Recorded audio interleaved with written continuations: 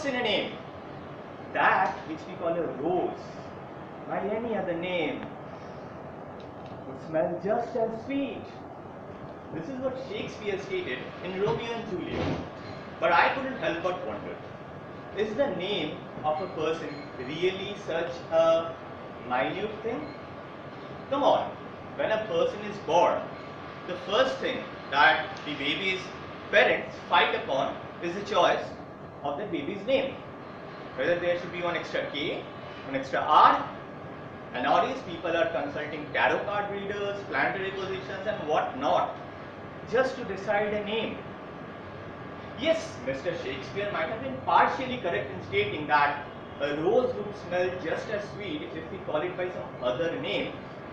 However, we have to agree that whenever we hear the word or the name rose, it reminds us of something beautiful and sweet.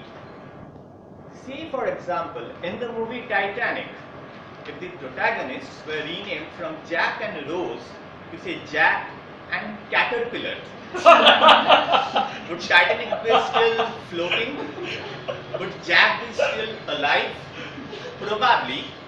But what I am trying to portray is the fact that the writers of Titanic wanted to portray a girl who is beautiful and sweet, and hence the name Rose was selected. Let's face it, names do matter.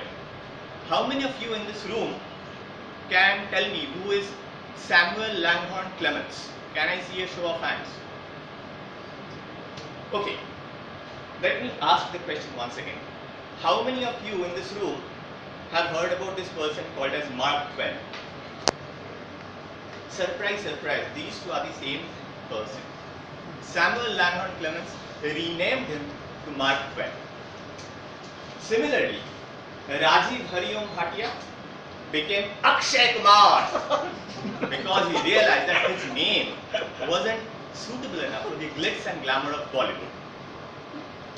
Mr. Toastmaster, fellow Toastmasters and friends, think of all the bad guys, the villains in different stories, movies. One common trait that all of these guys had is they had a name which helped them to stand out from the crowd. In Harry Potter, Tom Marvolo Riddle became Lord Voldemort. And he stated that I fashioned myself a name which I knew one day people all over the world would fear to speak about. Gotham City does not fear Jack Napier, but they're terrified of the Joker. Names, however, can sometimes be a dampener. Take the example of a cricket match where Sri Lanka is playing, 1 run to win, 1 ball left, and the last batsman comes into bat. And here is our commentator. Last man in is Varnakulia, Surya, Patabadike, Ushant, Joseph, Chaminda, Vas. By the time he reads out the name, the match is over. Nowadays, anyone named Pappu or Rahul Gandhi? Bad luck. Names can sometimes also define the success or future of a person.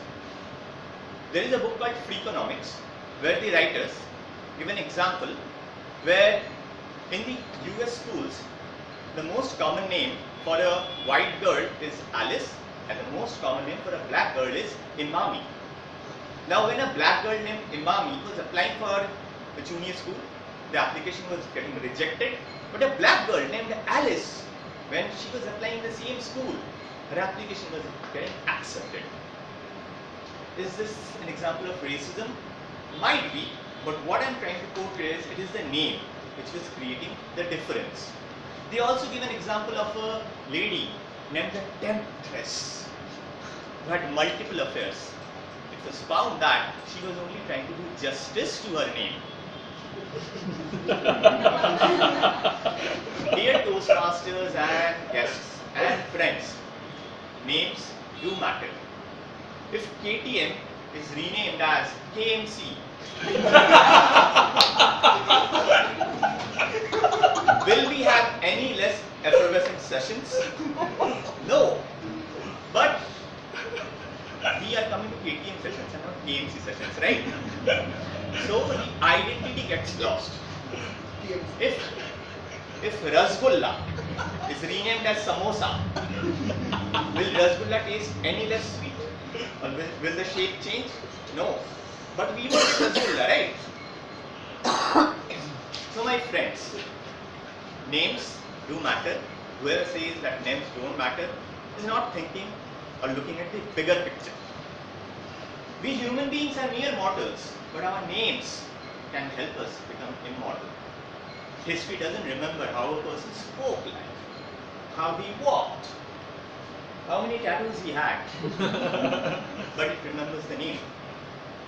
And on this day, when one of my favorite rock singers have left this world, the lead singer of Linkin Park, I would like to quote some of the lines from one of my another favorite rock band, Fort Minor, in one of their favorite songs, or one of their famous songs, where they say, this is 10% luck, 20% skill, 15% concentrated power of will, 5% pressure, 50% pain, and 100% reason to remember the name.